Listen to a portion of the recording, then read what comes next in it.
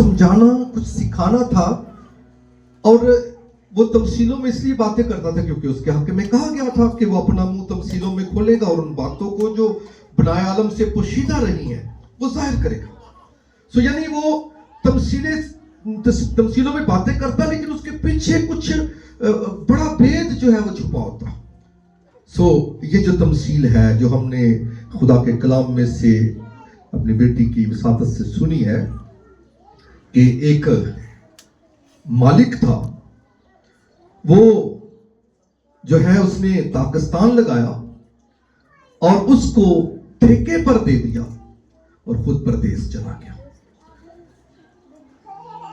अब जब ठेके पर दे दिया, प्रदेश चला गया, और फिर जाहिर जब ठेका दिया जाता है तो उसके साथ कुछ शराइत होती है, लेन देन होता है कि भाई आपको मैंने ये चीज दे दी है, इससे कुछ फिर मुझे भी कुछ हासिल होगा। जब फल का मौसम आया, ठेका लेने का मौसम आया, तो उसने अपने नौकरों को बेचा। अब जो ठेकेदार थे उन्होंने क्या किया, उनमें से कुछ को मारा, कुछ को कत्ल किया, कुछ को संसार कर दिया। उस मालिक ने क्या किया कि फिर दोबारा अपने उनसे ज्यादा नौकरों को भेजा। उन्होंने उनके साथ भी वही सलूक किया। फिर उसने सोचा कि मैं अपने बेटे को भेजूंगा, मेरे बेटे का तो लिहाज करेंगे। जब उसने अपने बेटे को ठेका लेने के लिए भेजा तो उन्होंने क्या देखा, उन्होंने कहा आई जी बागदा असल मालिक है, मिरास दे दीजिए, आइए हम इसे कत्ल करते हैं और मिरास इससे छीन लेते हैं, मिरास हमारी हो जाएगी, बाग हमारा हो जाएगा। उन्होंने उसके बेटे को कत्ल किया। यीशु मसीह ने जिनसे सवालात हो रहे थे, बातें हो रही थी फकीयों और फरीसियों से, यीशु मसीह ने पूछा कि अब बताओ कि मालिक जब बाग का मालिक है वो आएगा तो इन ठेकेदारों के साथ क्या सलूक करेगा। तो उसने कहा, उन्होंने कहा कि जाहिर है वो आएगा और इनको सजा देगा और इनसे ठेका लेकर किसी दूसरे को दे देगा जो वक्त पर फल दे सके। तो यीशु मसीह ने कहा कि तुसा नहीं सुनिया कि जिस पत्थर को ममारों ने रद्द किया वही कोने के सिरे का पत्थर हो गया। ये बातें तुम्हारी नजर में तो अजीब हैं, लेकिन खुदा की तरफ से है सब कुछ। तो मेरे अजीजों, याद रखिए, ये जो कोने के सिरे का पत्थर होता है ना, इस कोने के सिरे के पत्थर पर पूरी इमारत तामीर होती है। आप कोने के सिरे का पत्थर सही नहीं बांधेंगे, उसको सही तौर पर नहीं लगाएंगे, गुनिये में नहीं लगाएंगे, आपकी पूरी इमारत टेढ़ी हो जाएगी और यहां तक कि इमारत कायम भी ना रहेगी अगर कोने के सिरे का पत्थर ही ना लगे तो। सो यीशु मसीह पर ये इमारत खड़ी की गई है, यानी ईमानदारों की इमारत, खुदा के घर की सारी इमारत, जो भी खुदा का निजाम है जिसमें पुराने आयत के सब ईमानदार हैं, नए आयत के सब ईमानदार हैं, सो ये इमारत यीशु मसीह पर खड़ी की गई है। यीशु मसीह कोने के सिरे का पत्थर है, लेकिन जो पहले ममार थे, ये जो पहले निगहबान थे, या जो पहले ठेकेदार थे, जिनको ये बाग ठेके पर मिला, उन्होंने फल नहीं दिया, और वो कौम इस्राएल है। क्योंकि ये पाकिस्तान कहते हैं अंगूरों के बाग को, ताक अंगूर की बेल को, ये धाली को कहते हैं, और बाग पाकिस्तान बाग आ गया तो अंगूरों का बाग। सो ये जो पाकिस्तान है इसका मालिक खुद खुदा है।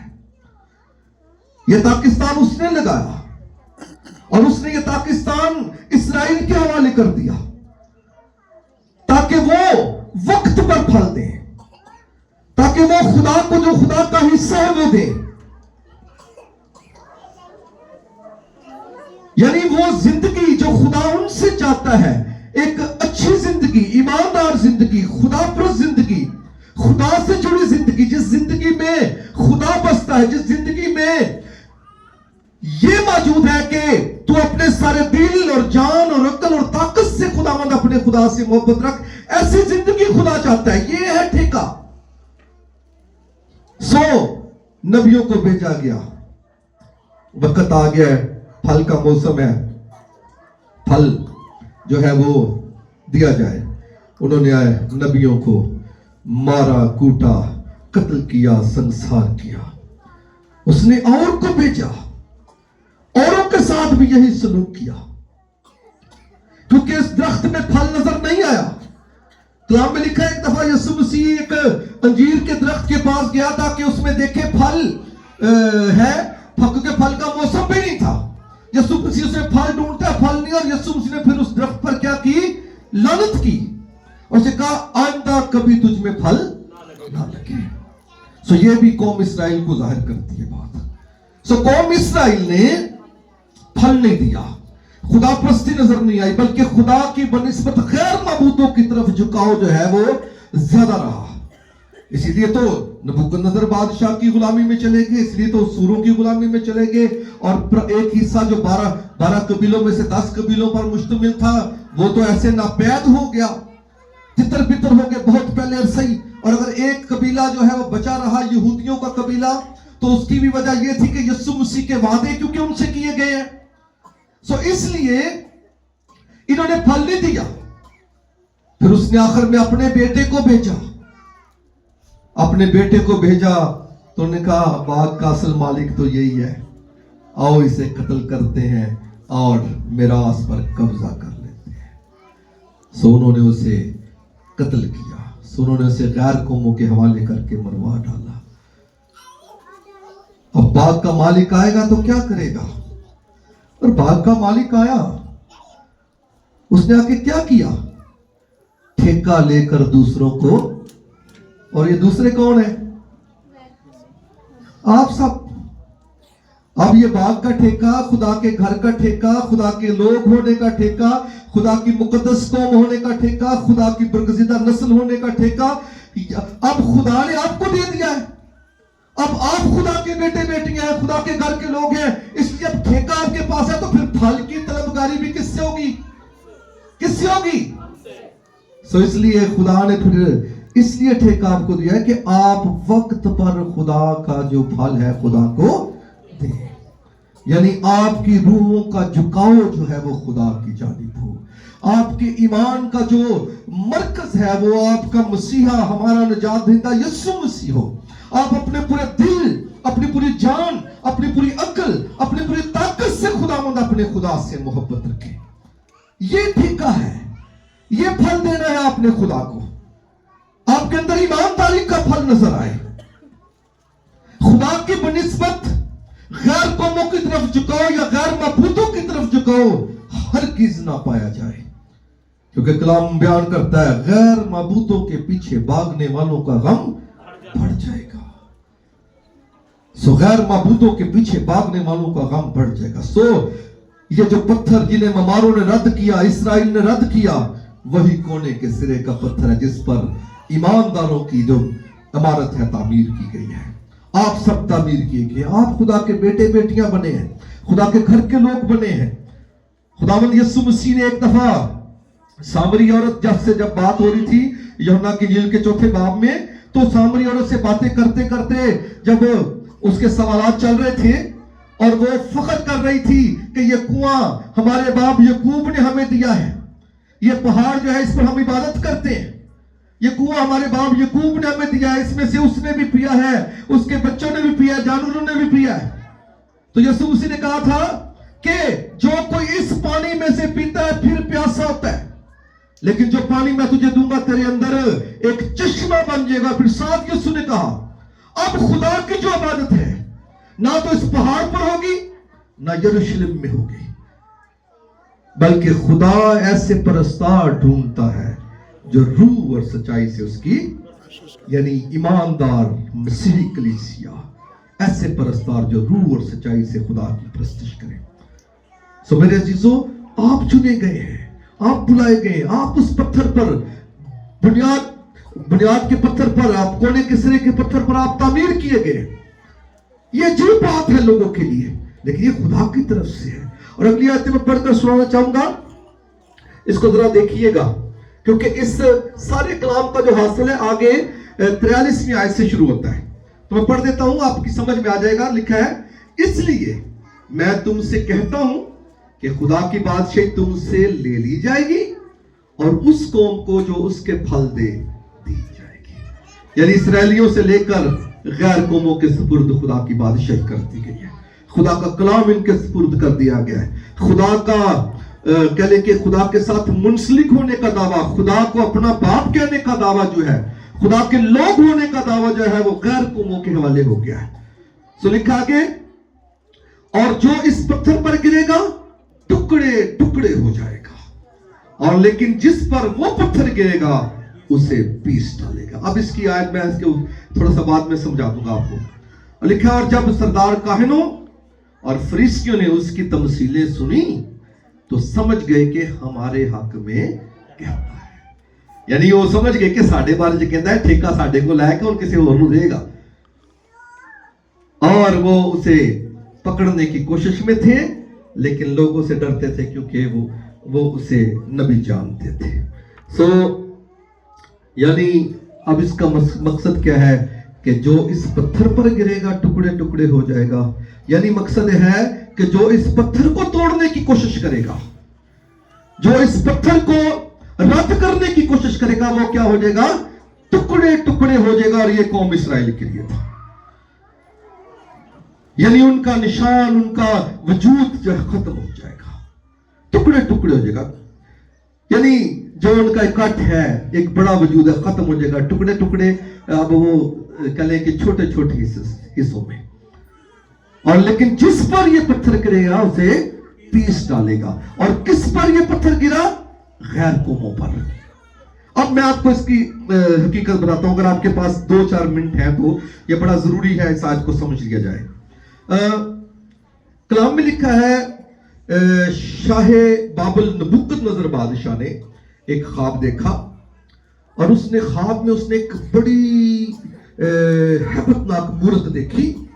اس مورت کا جو سر تھا وہ سونے کا تھا, اس کا جو بازو اور یہ حصہ جو تھا وہ چاندی کا تھا, اس کا جو آگے شکم تھا یہ والا حصہ یہ تانبے کا تھا, اور اس کا یہ جو نیچے والا حصہ ہے ٹانگے اور یہ پاؤں کا حصہ یہ لوہے کا تھا, اور پاؤں کا جو حصہ ہے یہ کچھ لوہے کا تھا اور کچھ مٹی کا تھا. اب بادشاہ نے دیکھا کہ یہ مورت ہے, اس کی بڑی شان و شوکت ہے, بڑی ہیبت ہے اس کی, بڑا روب دبدبا ہے اس کا. اور کیا ہے, بادشاہ نے کیا کیا کہ پھر دیکھا خواب میں ہی کہ ایک پتھر پہاڑ سے کاٹا گیا بغیر ہاتھ لگائے. بغیر ہاتھ لگائے وہ پتھر پہاڑ سے کاٹا گیا, اور اس نے آ کر اس مورت پر, اس کے پاؤں پر گرا.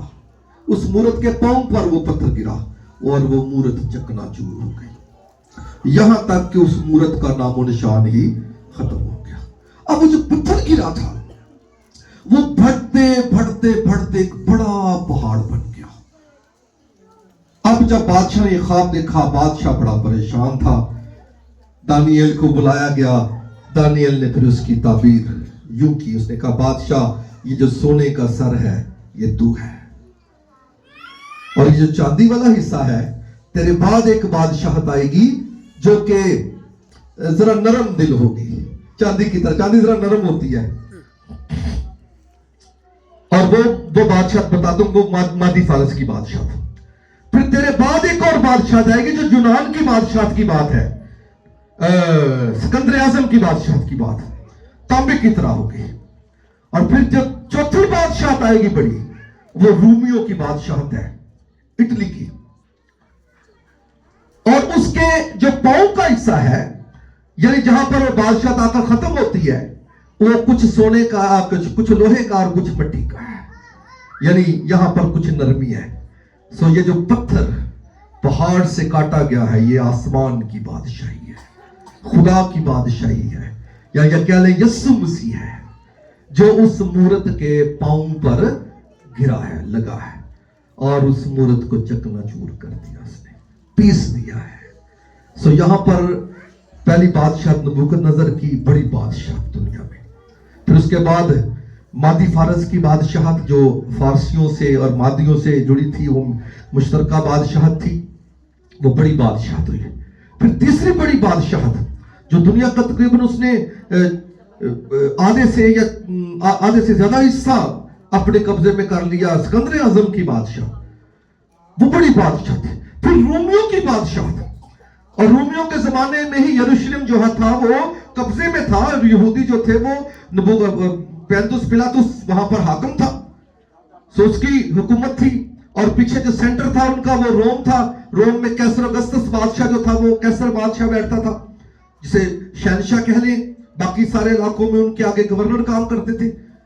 سو یہ جو بادشاہتیں بڑی بادشاہتیں ہوئی ہیں. سو یہ جو پتھر آسمان پہاڑ سے ہاتھ لگائے بغیر، یعنی خدا کی طرف سے ہے. ہاتھ لگائے بغیر سے مطلب ہے کہ اس میں کوئی انسانی عمل دخل نہیں ہے. یہ خدا کا بیٹا ہے جو کنواری مریم سے پیدا ہوا. روح قدس تجھ پر نازل ہوگا اور خدا تعالیٰ کی قدرت تجھ پر سایہ ڈالے گی، اور اس سبب سے وہ مولود مقدس خدا کا بیٹا کہلائے گا. سو یہ خدا کی طرف سے پانچویں بادشاہت قائم ہوئی. اور اسی بادشاہت کے بارے میں فرشتہ نے کہا کہ وہ اپنے باپ داؤد کے تخت پر، یعقوب کے گھرانے پر ابد تک بادشاہی کرے گا، اور اس کی بادشاہی کا آخر نہ ہوگا.